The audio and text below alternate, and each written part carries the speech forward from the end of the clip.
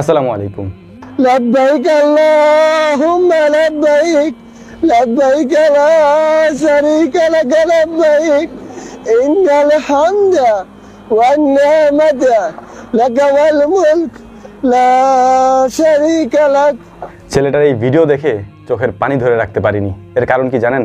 আলিফ মাহমুদ, তাকে মোটামুটি আমরা সবাই চিনি যে তিনি কুমিল্লা থেকে পায়ে হেঁটে পবিত্র হজ পালন করার জন্য মক্কা নগরীতে গিয়েছিলেন এবং প্রায় ৮,০০০ কিলোমিটার পায়ে হেঁটে ৫টা দেশ পাড়ি দিয়ে তিনি সৌদি আরবের মক্কায় পৌঁছেছেন এবং সেখানে গিয়ে তিনি পবিত্র হজ পালন করেছেন। কষ্টটা কোথায় জানেন?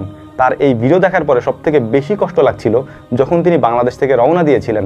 এদেশের মানুষ সবচেয়ে যে জিনিসটা ভালো পারে সেটা হচ্ছে মানুষকে টেনে ধরতে আর কি।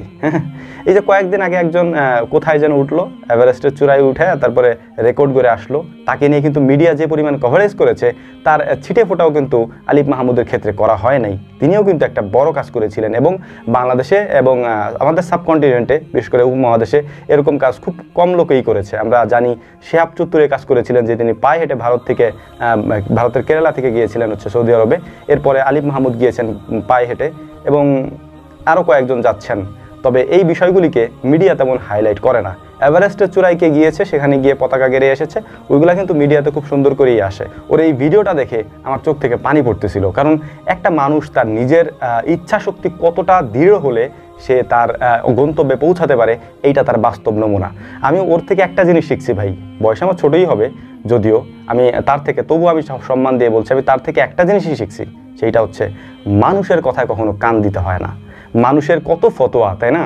কত ফতোয়া আমরা দিয়েছি যে এইভাবে করা যাবে না, এইটা করা যাবে না, ওইটা করা যাবে না, কিন্তু আমরা কখনোই একটা জিনিসের পজিটিভ সাইড চিন্তা করি না। একটা জিনিস মনে করেন ঘটলো, ওটা একটা পজিটিভ সাইড আছে, ওটা আমরা দেখি না। সবসময়ের জন্য আমাদেরকে নেগেটিভ জিনিসগুলোকে উপলব্ধি করানো হয় যে এইটা নেগেটিভ, এইটা দেখো, পজিটিভটা দেখার দরকার নেই। আলিফ মাহমুদের ক্ষেত্রেও সেটাই হয়েছে। আমি ওনার জন্য দোয়া করি, আতাল্লাহু উমরাহু ওয়া বারাকাল্লাহু ফি হায়াতি, আল্লাহ তাআলা তার হায়াতকে দারাজ করে দিন এবং আরও এ ধরনের সাহসী পদক্ষেপ নেওয়ার তৌফিক দান করুন। কারণ এগুলি ইসলামের সৌন্দর্য বাড়ায় কোনো না কোনোভাবে। আপনার কাছে খারাপ লাগতে পারে, কারণ আপনি তো ফতোয়া দিয়ে অভ্যস্ত। এই যে যিনি এভারেস্টের চূড়ায় গিয়েছেন, তার ব্যাপারে কোনো ফতোয়া দেখেছেন? তিনিও তো মানুষ, তাই না? ইসলামের বাহিরে তো কোনো কিছুই না। এভারেস্টের চূড়ায় যাওয়াটা এটাও তো ইসলামের বৈধ অবৈধর ভিতরে পড়ে। ফতোয়া দিয়েছেন? দেন নাই তো।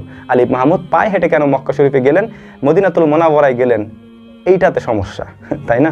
একটা মানুষের পিছনে লাগতে হইলে মানুষ কেমনে লাগতে পারে, এটা তার বাস্তব নমুনা। যাই হোক, আল্লাহ তাআলা তাকে দীর্ঘ হায়াত দান করুন এবং তিনি যে উদ্দেশ্যে সৌদি আরবে গিয়েছেন হজ করার জন্য, সেটা তিনি পালন করেছেন। এখন বিষয়টা হচ্ছে, নিয়তটা হচ্ছে তার অন্তরের। তিনি কি নিয়ত করে গিয়েছেন? লোক দেখানোর জন্য তিনি যাবেন, নাকি তিনি সত্যি সত্যি আল্লাহ রাব্বুল আলামিনের ঘর কাবার সামনে গিয়ে এই যেভাবে তিনি তাকবীর পড়ছিলেন এইটা পড়বেন? এইটা তার নিয়তের ব্যাপার। আমরা কেন মন্তব্য করি বলেন তো? আমরা আসলে মন্তব্য করতে মাহির, মানে এত বেশি মন্তব্য করতে পারি, কিন্তু আমাদের মন্তব্যে কারো গন্তব্য ঠেকিয়ে রাখা যায় নাই। সবাই তাদের গন্তব্যে ঠিকই পৌঁছে গিয়েছে। এই বিষয়গুলি আল্লাহ রাব্বুল আলামিন আমাদেরকে বোঝার তৌফিক দান করুন। ওমা তৌফিকি ইল্লা বিল্লাহ, নাসরুম মিনাল্লাহি ফাতহুন কারীব, ওয়া আখির দাওয়ানা আনিল হামদুলিল্লাহি রাব্বিল আলামিন।